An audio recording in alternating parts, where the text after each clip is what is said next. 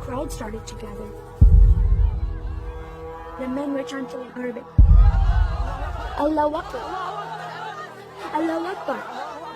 And my father and I, as I was holding his hand, were pushed to the front of this crowd. In the center of this crowd was an Arabic woman, dressed just like this, and she was tied up and she was sitting on a box. Next to her was an Arabic man, and he did a traditional Islamic prayer on the floor. And he got up from the floor, and from his side, he pulled out this very long golden sword, and he beheaded the woman. My legs are shaking, and my heart is going fast. My father said, if you don't listen to the teachings we're instilling in your life, this will happen to you one day.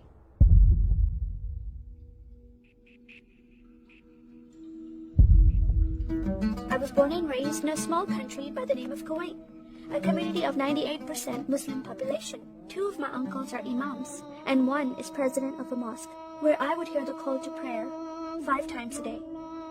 As a Muslim, the word Yahudi, which means Jew, was instilled in me as a bad word, as a cuss word. Yahudis should not exist. They should be killed, and I never thought to question why would I hate them. I never met Jewish people in my life. They never did anything to harm my family. I just hated them. Just the word brought hatred in my heart. It's very important to learn the Quran and the Hadith, and even memorize it in Arabic. I even entered a competition where you recite a long chapter in front of Islamic leaders and teachers.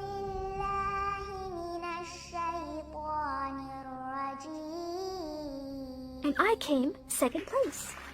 I thought I did a good job. But my father said, no, that's not good enough.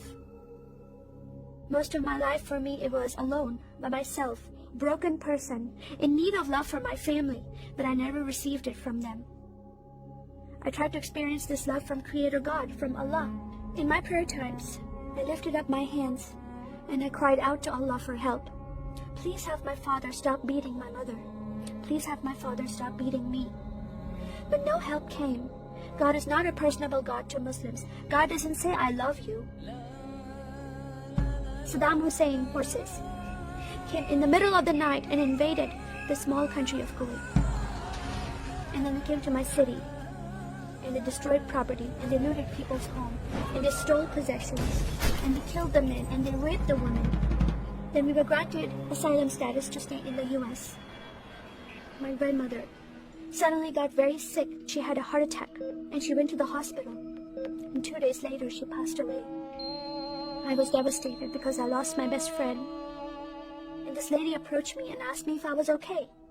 And I said, no, Paula, my grandmother died. And I just started to cry again. At that moment, I was hurting so much, only crying helped. And Paula came to me and put her arms around me, and she gave me a hug. And then she asked me a question. Would you like to go to church with me? When I walked into this church, I experienced love from these people and acceptance from these people like I've never before. Fellowshipping together. They were men and women together. They didn't have to be separate. No one was judging each other. And they knew I was Muslim. They were so friendly to me themselves, accepting of me and loving of me. And that was really surprising to me. And for the first time in my life, I heard a message from the Bible. I started reading the message about Yeshua. When he walked into the synagogue, he was given a scroll from Prophet Isaiah, and he opened the scroll and he started reading that scripture.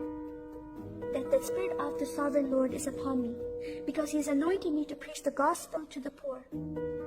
He has sent me to heal the broken heart, and to proclaim liberty to the captive, and freedom of sight to those who are bound, to proclaim the year of the Lord's favor. First time I heard these words of freedom and healing and liberty.